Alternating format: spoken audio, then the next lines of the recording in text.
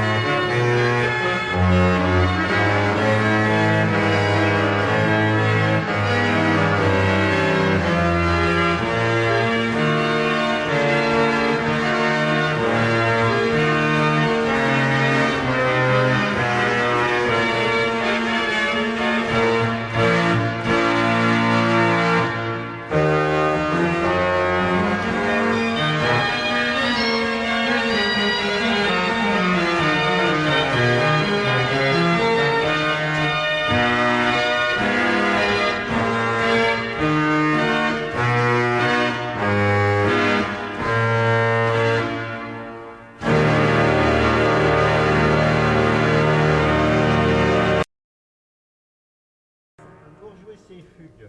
C'est pas la même époque que l'André. Oui, mais attendez, c'est une écriture tout à fait schématique. Et si on suit les instructions de Beno, qui était contemporain de Charpentier, il dit dans les fugues, par exemple à deux voix, vous pouvez très bien compléter ces voix, rajouter quelque chose, changer même la basse, vous changez les mouvements. Et regardez ce qu'on peut faire. Par exemple, vous voyez, dès la seconde entrée ici.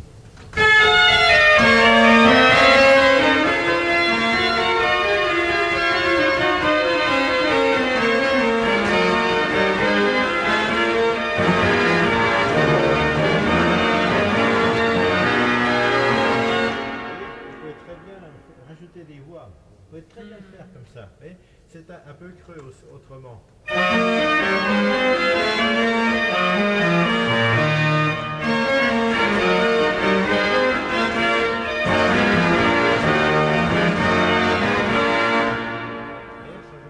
Alors vous allez lui donner beaucoup plus de puissance.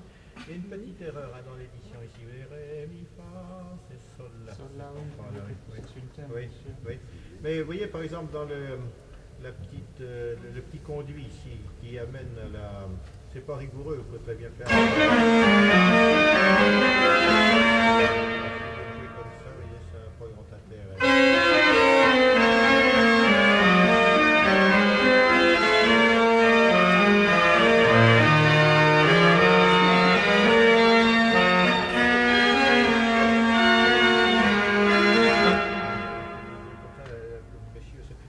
C'est quelque chose de fort.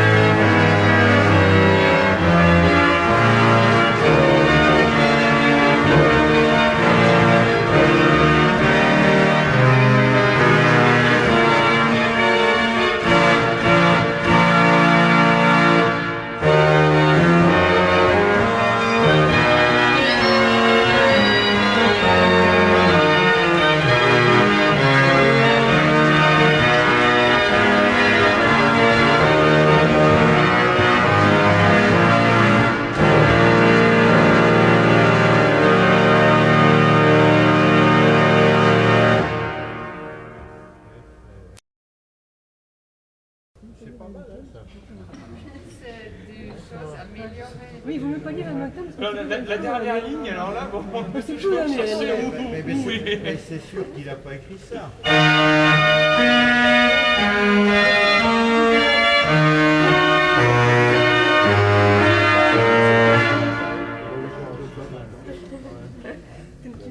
C'est débile, ça, c'est des jeux comme ça. j'ai lu le flux, là. Oui, oui. Et puis alors, vous voyez que Charpentier-Beauvarlais, c'était aussi il y avait des accents là-dedans, des concertos de Mozart. Par exemple ceci. Il ne faut pas oublier qu'entre-temps, vous aviez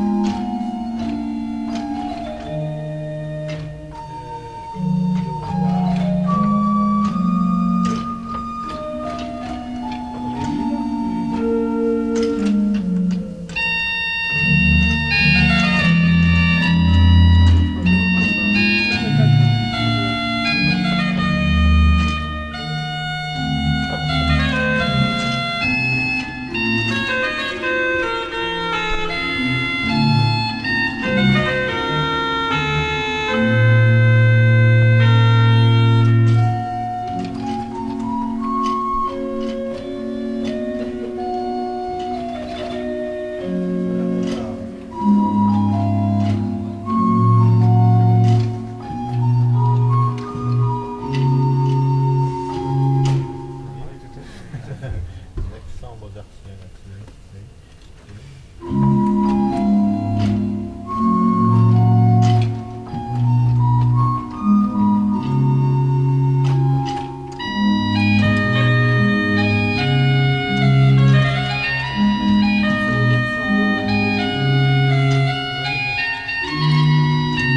Ah oui, un agrément typique de l'époque, ça.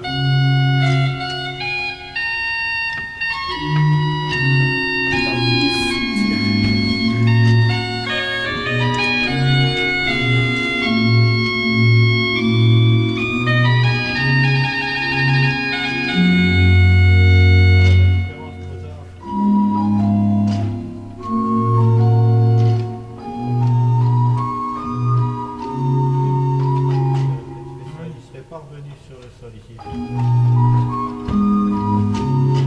peu vulgaire ça. Après un accord de sixte, un accord de quinte est trop faible. Il faut aller sur le terme des sixtes. Oui. Et puis alors, après, il serait pas revenu sur un accord de quinte. Il aurait continué, il aurait renchéri avec une septième.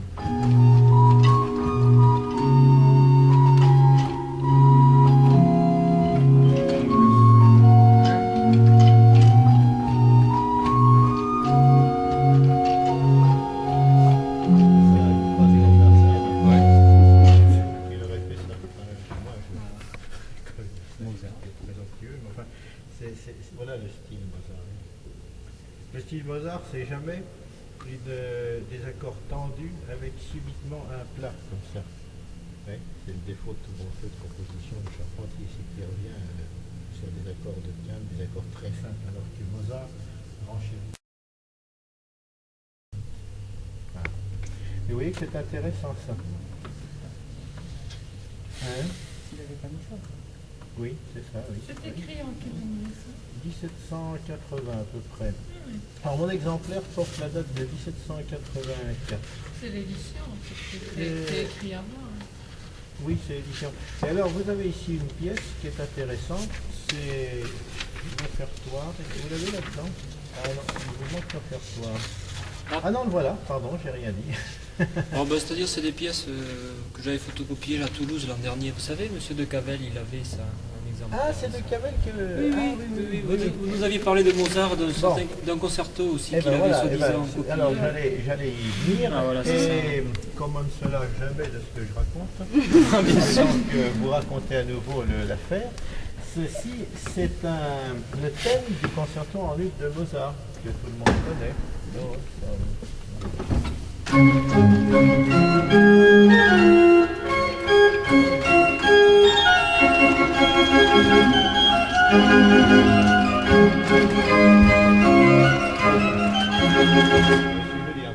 va écouter ça.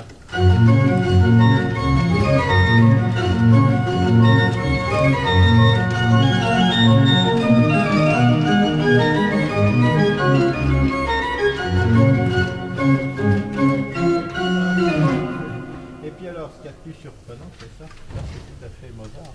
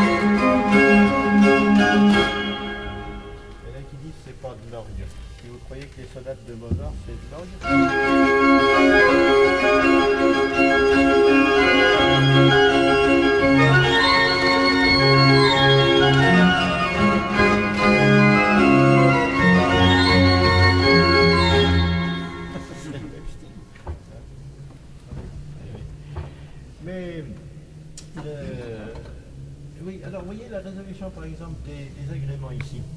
Quand vous avez dans Beauvoir les Charpentiers, vous voyez, on trouve le doublet ici. Vous ne faites pas comme 50 ans avant. Vous ne faites pas ça. C'est les 5 égales. Et ça se résout comme ça. Fa, sol, fa, mi, fa, la, la. Vous avez sur la principale. Et vous passez les 5 suivantes égales. De même, le port de voix que vous trouvez ici, il prend la valeur principale de la note. Vous ne faites pas comme un siècle avant.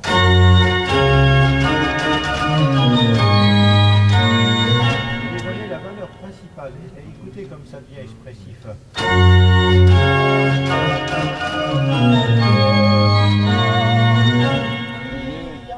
Vous voyez, et c'est marqué, et le si blanche. Et vous faites l'inverse. Oui. Alors il y a des auteurs qui se posent la question, à l'époque ils disent, mais puisqu'on fait l'inverse, pourquoi marquer comme ça? Oui, et ça va devenir, ensuite avec Beethoven, vous avez une marque à ce moment-là. Oui. Et ça c'est en fait l'apogée, j'allais dire, du porte-voix et puis de l'agrémentation. C'est-à-dire qu'il prend une telle importance du point de vue dissonance qu'il remplit pratiquement la note. Mais en fait, vous nous aviez dit qu'il avait connu Mozart vers le Charpentier.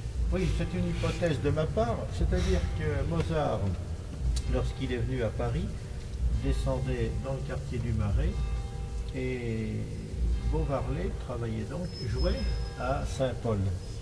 C'était aussi un des 4 organistes de Notre-Dame. Et il n'est pas interdit de penser que lors des voyages de Mozart à Paris, Mozart ait entendu Beauvoir les Charpentiers et puis emprunter un thème, ou des thèmes, ce qui était tout à fait dans l'usage courant de l'époque. pouviez très bien... évidemment, il n'y a rien de commun, si vous voulez, entre le concerto en ut et puis l'œuvre de Charpentier. Ça. Charpentier était un homme de talent, Mozart était un homme de génie. Mais mon exemplaire, donc, que j'ai ici, là, je pourrais vous le montrer si on ne me l'a pas volé cette nuit. J'ai sur la première page, ce livre appartient à monsieur un tel, organiste de l'église Sainte-Geneviève. Alors il le possédait en 1784. Bon. Mais ça ne veut pas dire, comme vous disiez tout à l'heure, que cette œuvre n'ait pas été composée peut-être en 1780. Il y a eu probablement quelques années entre la composition et puis l'impression de cette pièce. Et le concerto de Mozart, lui, est 1785. Donc il a été écrit après ce qui tendrait à prouver, voyez-vous, que l'œuvre de Charpentier a précédé. Du moins thématiquement, ou des emprunts de thème. Enfin, vous voyez, c'est un compositeur qui n'est pas négligent, et on l'a traité un petit peu légèrement, à mon avis. Dans l'histoire de la musique, c'est quelqu'un qui demanderait à être beaucoup plus connu. Il y a notamment une pièce, attendez voir. Comment était c'est celui-là? C'est le même procédé d'écriture. Oh ben c'est... Il fait vol, moi.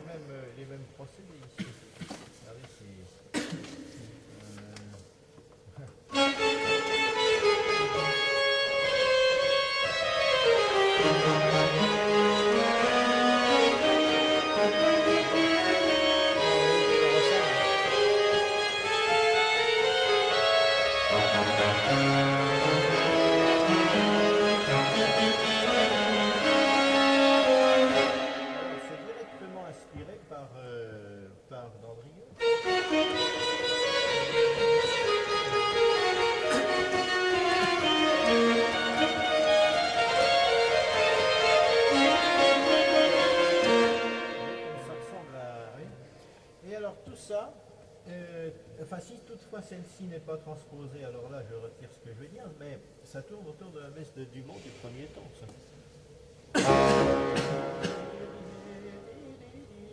Oui, ce serait les éléments qui viendraient de là. Alors, quand vous avez par exemple, vous voyez vers la fin,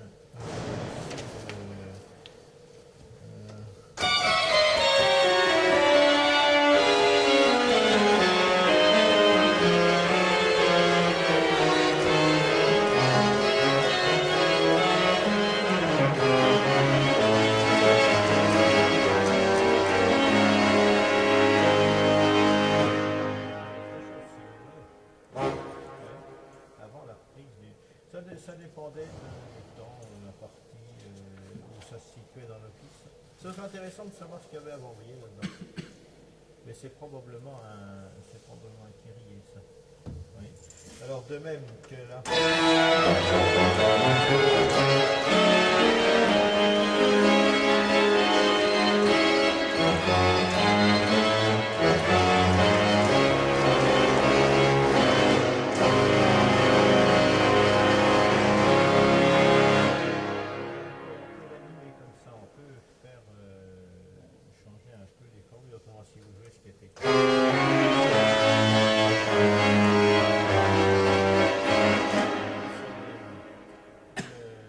C'est une suggestion, vous savez.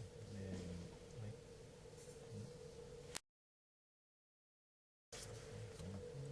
Oui, que alors là, c'est certainement... Alors là, vous voyez, là, il faut rayer cette indication-là, parce que voilà une contradiction entre le signe de mesure qui doit être assez barré et qui est un 4 temps rapide, mais à l'époque, il n'aurait pas mis à des gros.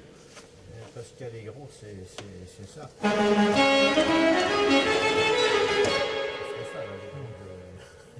du XVIIIe siècle. Oui. Oui. Et d'ailleurs, il y a, si je ne m'abuse, je crois qu'il n'y a rien, il n'y a pas d'indication. Enfin, il met quelquefois lentement ou il met Allegro, oui, mais assez barré aussi. Voyez-vous. Seulement Allegro, c'est quand même une indication assez barrée, donc c'est à peu près ça.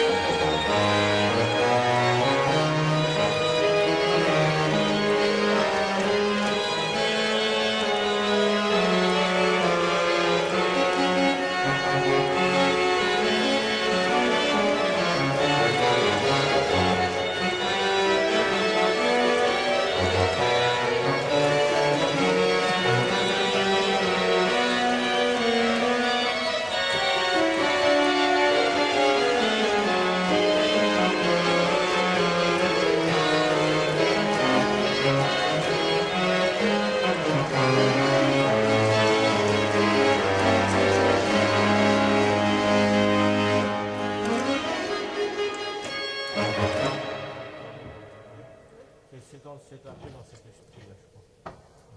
Oui. Non, ce que je veux dire, c'est que l'allegro, avec le signe C, sans qu'il soit barré, c'est un contresens. Il ne faut pas voir le voilà. Mais Salve Regina, je comprends moins ce qu'il veut dire. Je crois qu'il avait marqué ça parce qu'il veut jouer là-bas. Ah bon. C'est mon signe en colle qui a marqué ça. Alors, je sais pas Ah si- oui, oui, oui. Oui, d'accord. Oui, oui, oui. Je vais voir. Oui, parce que oui, c'est pas que...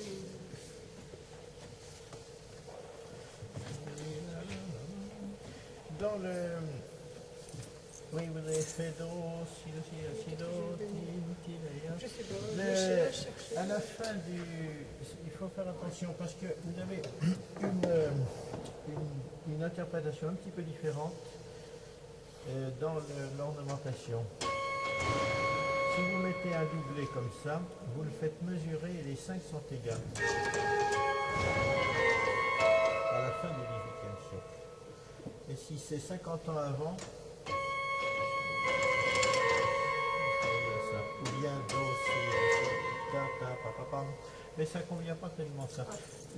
Non, ou alors, il faudrait faire, vous pouvez faire le do, vous pouvez faire ça, il ne faut pas le marquer avec un doublet aussi. Pour faire ça, si vous voulez. Voici aussi avec la double terminaison. Mais le doublet implique, c'est un autre sens.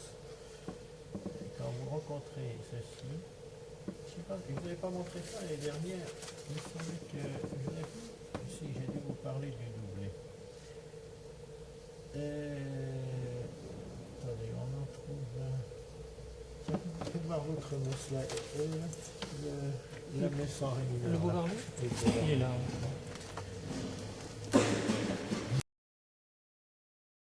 donc, qui est écrit dans ce style-là. Et puis, la pièce suivante, qui est du même auteur, ben, ça fait penser déjà au style mozartien.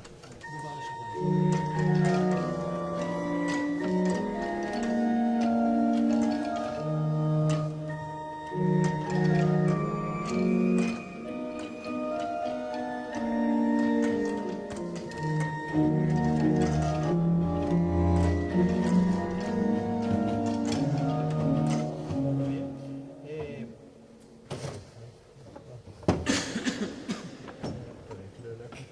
mettez voir l'accouplement ici. Regardez, il y a des accents qui sont tout à fait ceux de Mozart là dans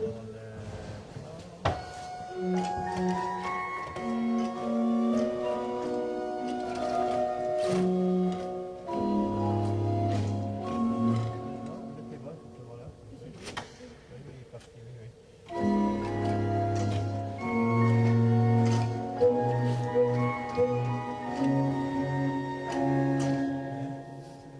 Ah, ça n'a plus rien à voir avec le début, ça, oui. Oui.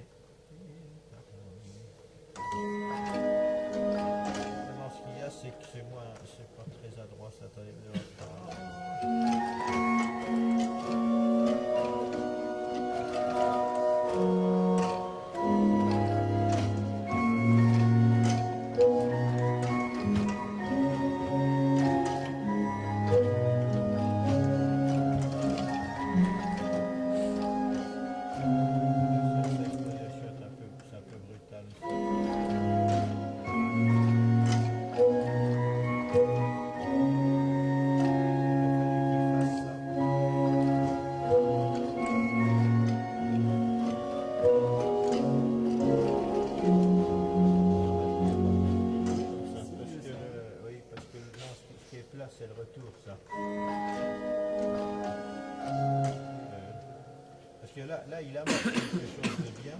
Il faudra.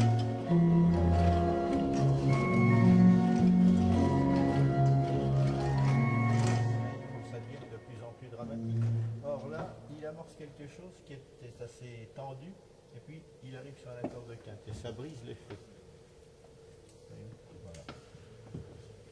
Mais évidemment, c'était nouveau quand même à l'époque, hein, ce style-là. Et alors, vous avez dans cette œuvre-là, donc la pièce importante, c'est le grand offertoire en fa, alors qui est assez curieux parce que c'est un thème d'un concerto de Mozart.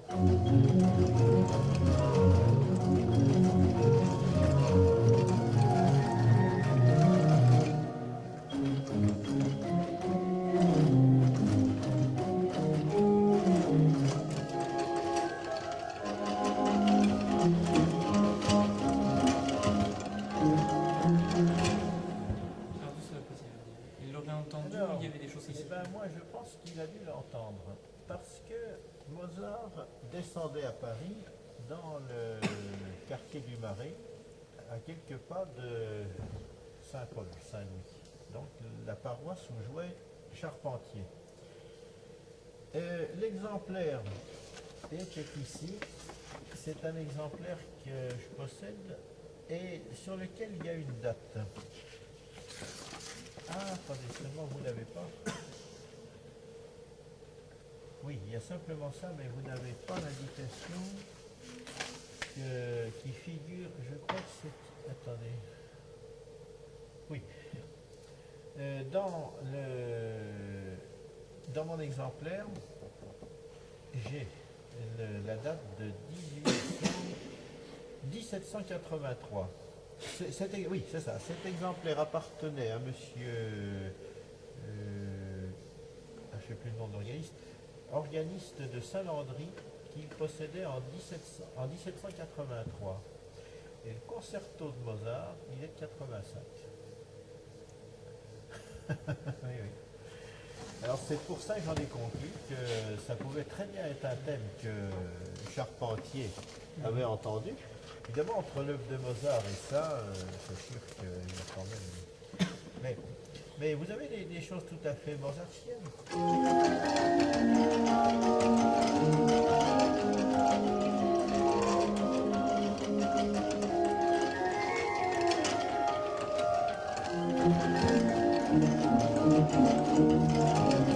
voit bien l'orchestre, imaginez un concerto de piano.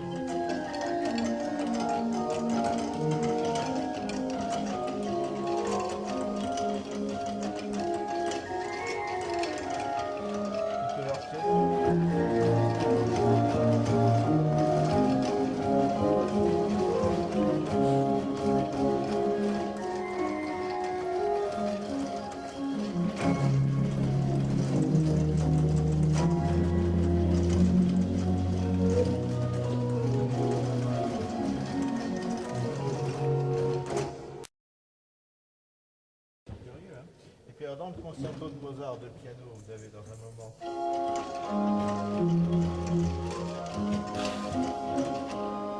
Et pour parler.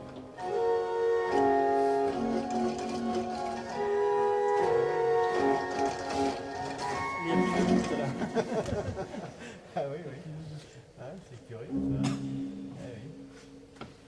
Voilà, c'est une œuvre.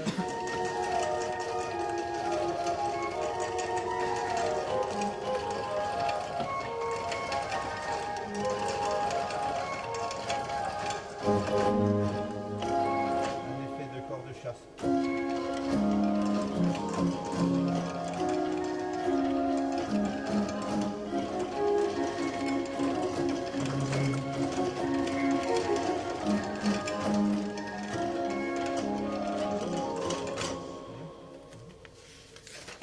En tout cas,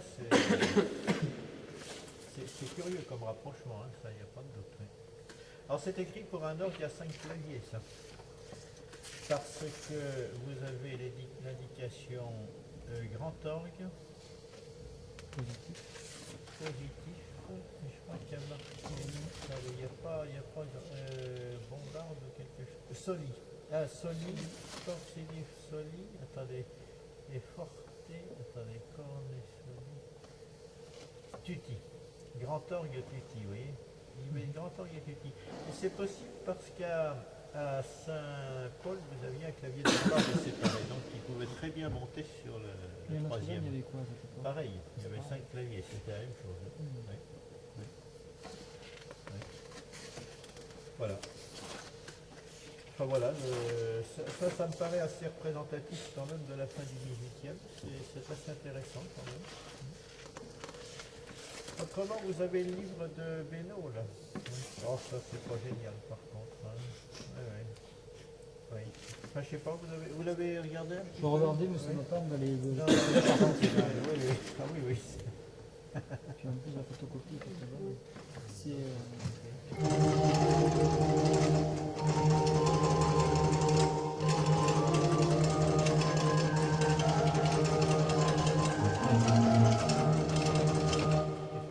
C'est un Gloria, ça? Ah oui. Bon, Oui.